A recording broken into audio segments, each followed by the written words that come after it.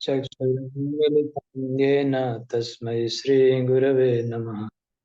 श्रीचैतन्यमनोभीष्टं स्थापितं येन भूतले स्वयं रूप कदा मह्यं ददाति स्वपदान्तिकम्।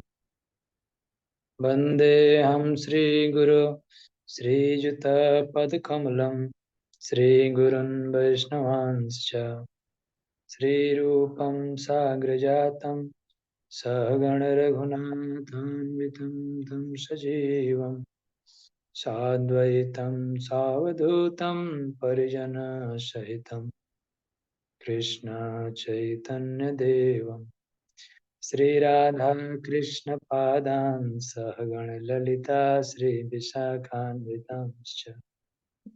हे कृष्णा करुणा सिन्धो दीनबन्धु जगत्पते गोपेश गोपिका कान्त श्रीराधाकान्त नमस्तुते।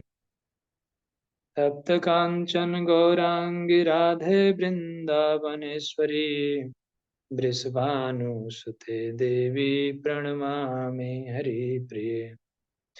वाञ्छाकल्पतरुभ्यश्च कृपा सिन्धुभ्येव च पतितानां पावनेभ्यो वैष्णवेभ्यो नमो नमः। जय श्री कृष्ण चैतन्य प्रभु नित्यानंद श्री अद्वैत गदाधर श्रीवासादि गौर भक्त वृंद। हरे कृष्णा कृष्णा कृष्णा हरे हरे, हरे राम राम राम हरे हरे। आज आगे शुरू करेंगे भगवद गीता में सेकंड चैप्टर में आत्मा के विज्ञान के बारे में चर्चा हुई थी। ओम नमो भगवते वासुदेवाय। ओम नमो भगवते वासुदेवाय। ओम नमो भगवते वासुदेवाय। ओम नमो भगवते वासुदेवाय। ओम नमो भगवते वासुदेवाय। ओम नमो भगवते वासुदेवाय। भगवद गीता चैप्टर 2 श्लोक संख्या 14। मात्रा स्पर्शास्तु कौन्तेय शीतोष्ण सुख दुःखदा आगम अपायिनाय नित्य तान् तितिक्षस्व भारत। ट्रांसलेशन।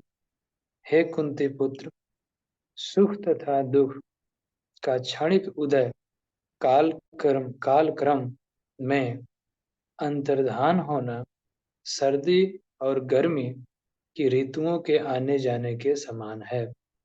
हे भरतवंशी, वे इंद्रिय बोध से उत्पन्न होते हैं और मनुष्य को चाहिए कि अविचल भाव से उसको सहन करना सीखे।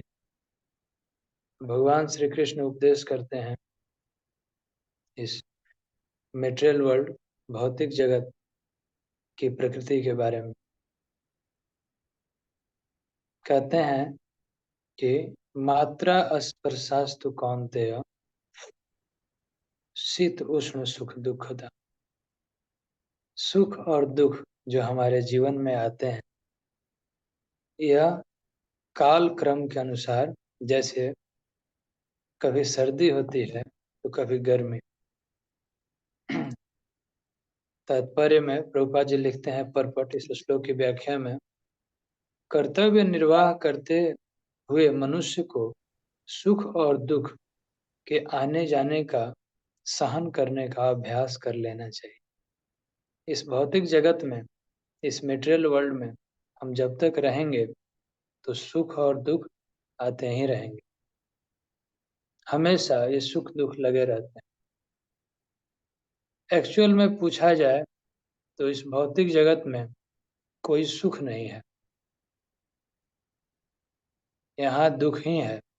परंतु वही दुख जब मन के अनुकूल होता है तो उसको सुख कहते हैं, और जब मन के प्रतिकूल होता है तो उसको दुख कहते हैं।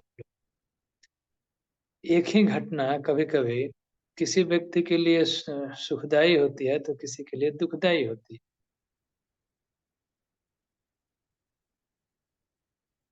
कर्तव्य निर्वाह करते समय हमेशा हमारे जीवन में सुख दुख आते हैं। तो कैसे इसको सहन करना है, कैसे सीखना है, इसमें माइंड का ट्रेनिंग यह है कि बिना बुलाए जब दुख आते हैं, हमने कभी दुख इनवाइट किया अपने जीवन में? नहीं। दुखी होने का हम प्रयास भी नहीं करते हैं, लेकिन दुख आ जाता है।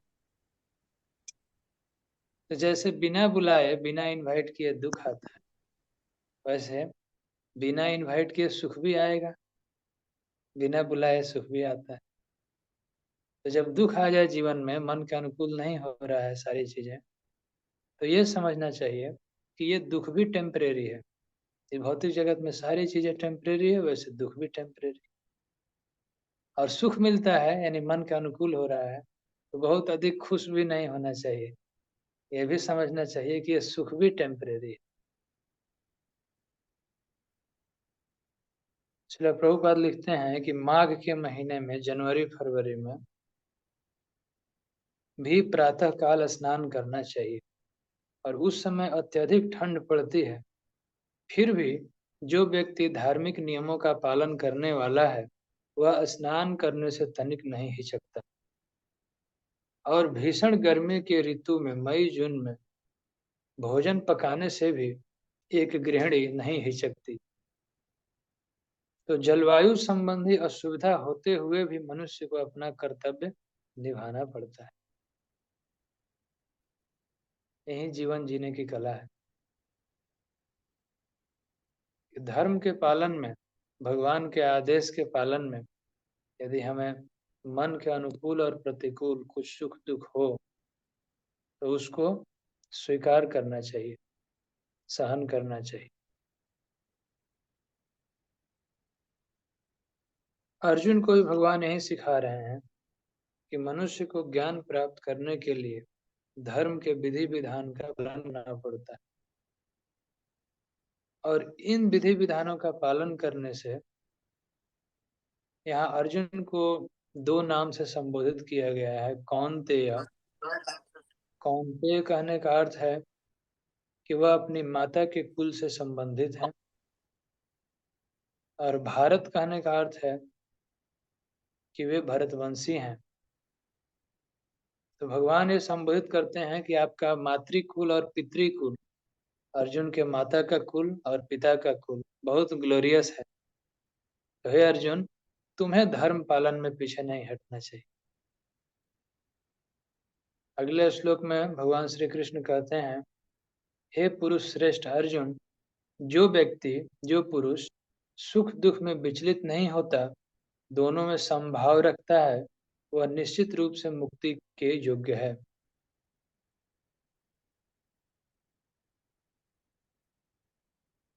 तो धर्म निर्वाह में कष्ट आते हैं, क्योंकि इतना कन्वीनियंटली नहीं होता है धर्म का पालन। कोई भी काम इस भौतिक जगत में हम करते हैं, कुछ हायर चीज पाना है, एनीथिंग हायर, तो आपको कुछ ना कुछ कष्ट उठाना पड़ता है। तो इसलिए भगवान यहाँ उत्साह दे रहे हैं। तत्वदर्शियों ने यह निष्कर्ष निकाला है कि असत, भौतिक शरीर का न तो कोई चिर अस्थायित्व है, और आत्मा अपरिवर्तित रहता है। भौतिक शरीर क्या है? भौतिक शरीर टेम्परेरी है, थोड़े समय के लिए है, और आत्मा अपरिवर्तित है। तो इन दोनों की प्रकृति के अध्ययन द्वारा यह निष्कर्ष निकाला गया। तो आत्मा का जब हम एनालिटिकल स्टडी करते हैं, एनालिटिकल स्टडी का मतलब है कि इसके कौन कौन से कंपोनेंट हैं, कैसे बिहेव करता है, कैसे इसका ट्रांसमाइग्रेशन होता है, इसके कैरेक्टरिस्टिक्स क्या हैं, तो इसी को कहते हैं सांख्य योग, एनालिटिकल स्टडी ऑफ सोल, आत्मा का एनालिटिकल स्टडी। तो 17वें श्लोक में भगवान कहते हैं, अविनाशी तु तद्विद्धि येन सर्वमिदं ततम्। अविनाशी अविनाशी तु तद्विद्धि येन सर्वमिदं ततम् विनाशम अव्ययम यस्य न कश्चिदुतं कर्तुम अर्हति। अविनाशी, आत्मा अविनाशी है और पूरे शरीर में व्याप्त है। तो पीछे कोई भक्त प्रश्न पूछ रहे थे मुझे कि ये आत्मा रहती कहाँ है, शरीर के किस अंग में। तो आत्मा पूरे शरीर में व्याप्त है। भगवान श्री कृष्ण यहाँ कह रहे हैं गीता में। इसका अर्थ यह है कि आत्मा का प्रभाव है पूरे शरीर में और भगवान हृदय में रहते हैं। तो आत्मा का निवास भी हृदय में है। ईश्वरः सर्वभूतानां हृदय से अर्जुन तिष्ठति भ्रामयम् सर्वभूतानि यंत्रारूढ़ानि मायया। इस अव्यय आत्मा को नष्ट करने का सामर्थ्य किसी में नहीं। श्रील प्रभुपाद यहाँ श्वेताश्वर उपनिषद से कोट करते हैं। श्वेताश्वर उपनिषद भी 108 उपनिषदों में एक है।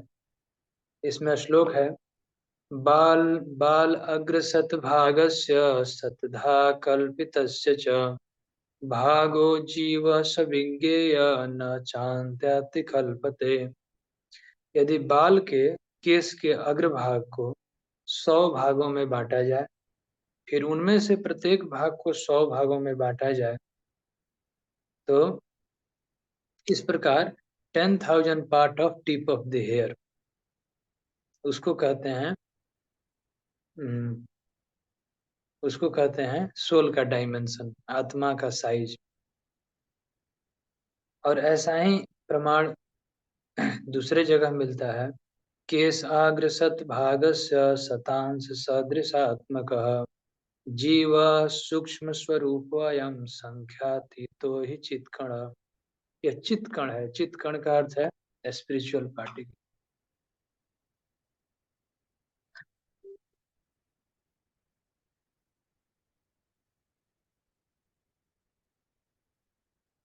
अणु आत्मा का प्रभाव पूरे शरीर में व्याप्त होता है और मुंडक उपनिषद के अनुसार यह अणु आत्मा संपूर्ण शरीर में व्याप्त है। यहाँ श्रील प्रभुपाद लिख रहे हैं कि जिस प्रकार लाल रक्त कण फेफड़े से ऑक्सीजन को ले जाते हैं, तो वे भी आत्मा से ही शक्ति प्राप्त करते हैं। हम लोग साइंस में पढ़ते हैं कि रेड ब्लड सेल्स वे ऑक्सीजन कैरी करते हैं पूरे बॉडी में। तो शरीर में हर तरह की शक्ति, जीवनदायिनी शक्ति, प्राण शक्ति, और प्राण कहते हैं एक उदान और अपान वायु को, जो हम सांस खींचते हैं, सांस छोड़ते हैं। तो कई तरह के वायु होते हैं शरीर में, उसके बारे में आगे हम चर्चा करेंगे इसी बुक में, भगवत गीता कोर्स में। अपान वायु, उदान वायु। इसलिए जब वेद मंत्र पढ़ते हैं तो अपानाय स्वाहा, व्यानाय स्वाहा, ऐसे ऋग्वेद में सब, यजुर्वेद में मंत्र है। अंतवंत इमे देहा नित्यस्योक्ता शरीरिणः अनाशिनो अप्रमेयस्य तस्माद् युद्धस्व भारत। अब देह के बारे में, शरीर के बारे में भगवान कहते हैं कि अंतवंत इमे देह, हे अर्जुन, यह शरीर एक न एक दिन नष्ट हो जाएगा, तो क्यों नहीं इसको धर्म के कार्य में लगाया जाए कि ग्लोरियस हो। ऐसे तो बहुत लोग जन्म लेते हैं और मर जाते हैं, केवल खाना पीना, शरीर चला लेना, परिवार का पालन कर लेना, यह भी अच्छी बात है। यह भी आजकल इतना आसान नहीं है, परंतु सबसे बड़ी बात यह है कि हमारा विचार धर्ममय हो और हम लोग धर्म पूर्वक आचरण करें, तो दूसरों के कल्याण के लिए कुछ कार्य करें। सच्चा आध्यात्मिक व्यक्ति कैसा होता है? पर दुखा दुखी। देखते हैं कि अज्ञान में दूसरे लोग कष्ट उठा रहे हैं। शिला प्रभुपाद ने देखा कि पूरे विश्व में लोग दुखी हैं, तो उन्होंने भगवत गीता का प्रचार किया। सांख्य योग में कपिल मुनि का भी एक सांख्य योग है, जो नास्तिक सांख्य कहते हैं, और आस्तिक सांख्य यह है कि जिसमें आत्मा को आत्मा को कैरेक्टराइज करके बताया गया है कि एक स्पिरिचुअल पार्टिकल है और इसके सिम्टम क्या है, लक्षण क्या है, तो इसको सांख्य योग कहते हैं।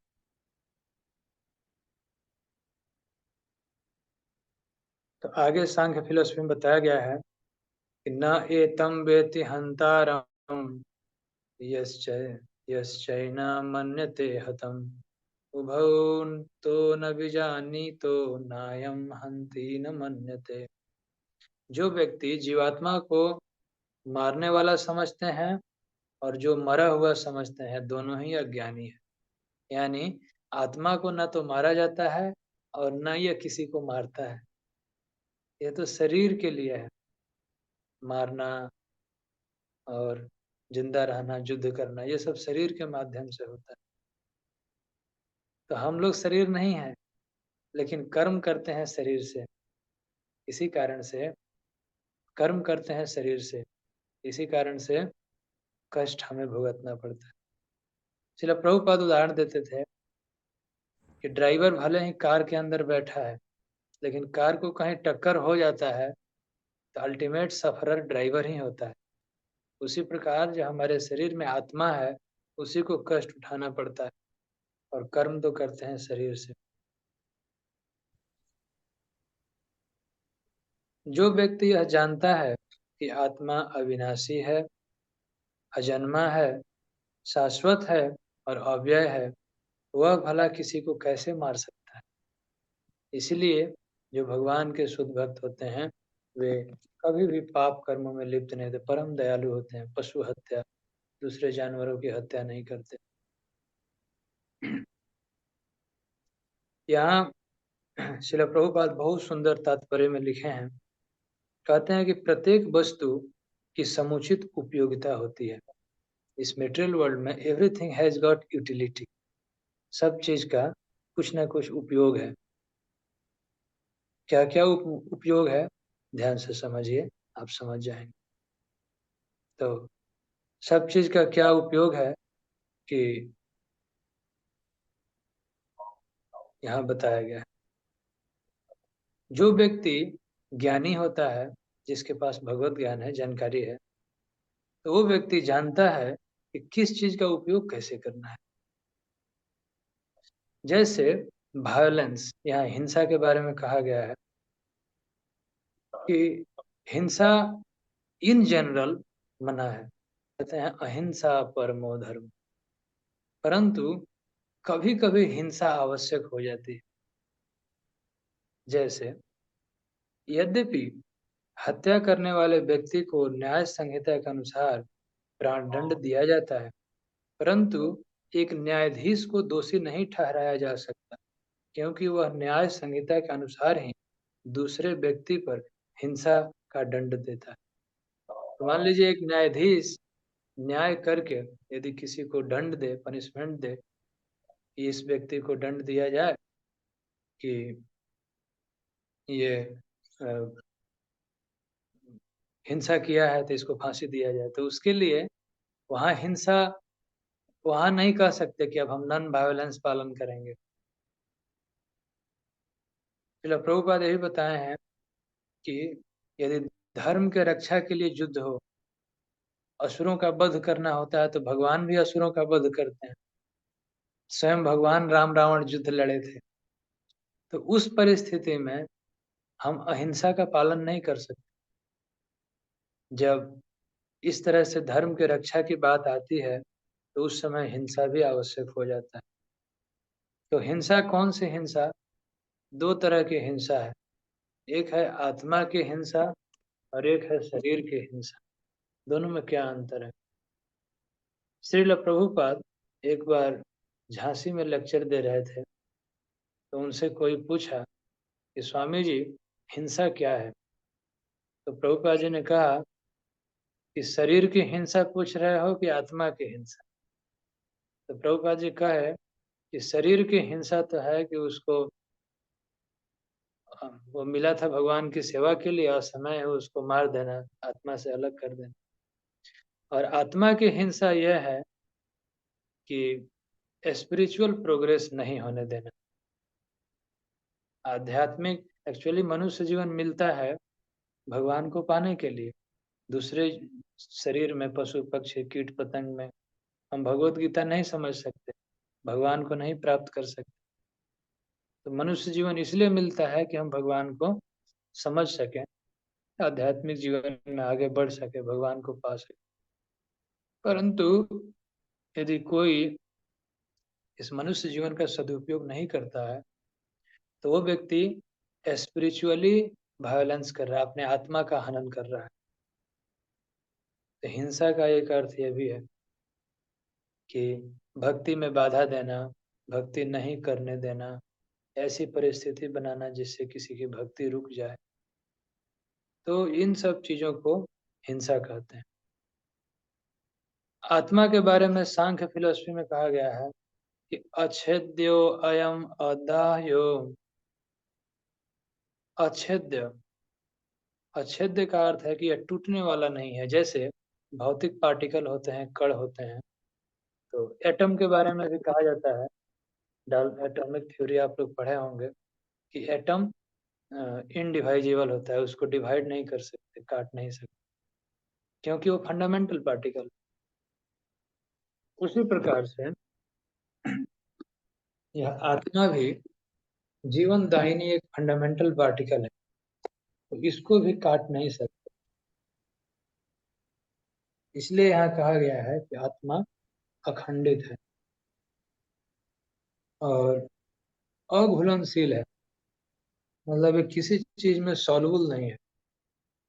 तो कोई भी मटेरियल वर्ल्ड का कोई सॉल्वेंट इसको, मटेरियल वर्ल्ड का कोई भी सॉल्वेंट इसको घुला नहीं सकता है। ये भी एक इसका कैरेक्टरिस्टिक है।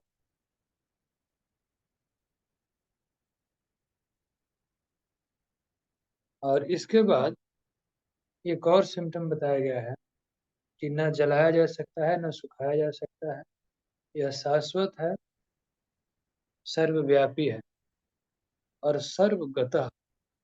सर्वगतः शब्द का अर्थ है ये सब जगह जा सकता है, सब जगह घूम सकता है, किसी भी जोनी में जा सकता है, किसी भी प्लैनेट पर जा सकता है। तो यह भी समझना आवश्यक है, शास्त्रों में कहीं कहीं बताया गया है कि केवल धरती पर ही नहीं, दूसरे प्लैनेट पर भी जीवन है। सर्वगतः का अर्थ है कि कोई जरूरी नहीं है कि नेक्स्ट लाइफ में हम इसी प्लैनेट पर जन्म लेंगे, किसी भी प्लैनेट पर हम जा सकते हैं, धरती पर भी और किसी दूसरे प्लैनेट पर भी। इस धरती पर जो हमें शरीर मिलता है इसको अर्थली बॉडी कहते हैं। ये जो 5 एलिमेंट हम बताए थे, अर्थ, वाटर, फायर, एयर और ईथर, इसमें अर्थ कंपोनेंट मैक्सिमम है। और जब हम दूसरे किसी प्लैनेट पर जाते हैं तो उस समय जो हमें शरीर दिया जाता है, जैसे स्वर्ग आदि लोकों में जो देवताओं का शरीर है, तो वह शरीर आकाशमय है। देवताओं के शरीर में आकाश कंपोनेंट, स्काई कंपोनेंट, क्षितिजल पावक गगन समीरा, तो गगन उसमें उनमें ज्यादा होता है। और मछली के शरीर की बात करें तो मछली का बॉडी है वाटरी बॉडी, इसलिए वो जल में सरवाइव कर पाती है। और जो आकाश में उड़ने वाले नभचर जीव हैं, तो उन जीवों में भी स्काई कंपोनेंट ज्यादा होता है, इसलिए आकाश में उड़ते रहते हैं। इस तरह से आत्मा सर्वगता है। और यहाँ तक शास्त्रों में बताया गया है कि सूर्य देव पर भी जीवन है। भगवत गीता में भगवान कहे हैं कि अर्जुन, यह ज्ञान तुमको देने से पहले मैंने सूर्य देव को सुनाया था। तो सन प्लैनेट पर यदि जीवन है तभी तो वहाँ लोग रहते हैं और भगवान ने यह ज्ञान दिया था। तो वहाँ जो लोग हैं उनका अग्निमय शरीर है। तो इस तरह से इसकी व्याख्या है। तो सांख्य फिलोसफी के एंड में कहा गया है कि अव्यक्त, अकल्पनीय, अपरिवर्तनीय। अव्यक्त मतलब सर्वाधिक शक्तिशाली, सूक्ष्मदर्शी से नहीं देखा जा सकता। यदि कोई चाहे कि इलेक्ट्रॉन माइक्रोस्कोप से हम आत्मा को देख सकें तो नहीं देख सकते। और अकल्पनीय, ये इमेजिनेशन से कोई चाहे कि स्पेकुलेट करके कहे कि ऐसे होता है ऐसे होता है, तो वो भी संभव नहीं। और ये बताए अपरिवर्तनीय, इसका मतलब है कि वह स्पिरिचुअल पार्टिकल है, तो ये नहीं कि कभी ट्रांसफॉर्मेशन हो जाएगा तो मटेरियल एलिमेंट में कन्वर्ट हो जाएगा, ऐसा नहीं है। तो हमेशा स्पिरिचुअल रहता है। इसलिए भगवान आगे कहते हैं कि जातस्य ही ध्रुव मृत्यु ध्रुवम जन्म मृतस्य च। जिस व्यक्ति का जन्म हुआ है उसकी मृत्यु निश्चित है। मृत्यु का कारण है जन्म, यानी जिसका ओरिजिन है उसका डिस्ट्रक्शन जरूर होगा। तो इसके बाद सांख्य फिलोसफी और डिटेल में हम लोग कल कंटिन्यू करेंगे। अब इस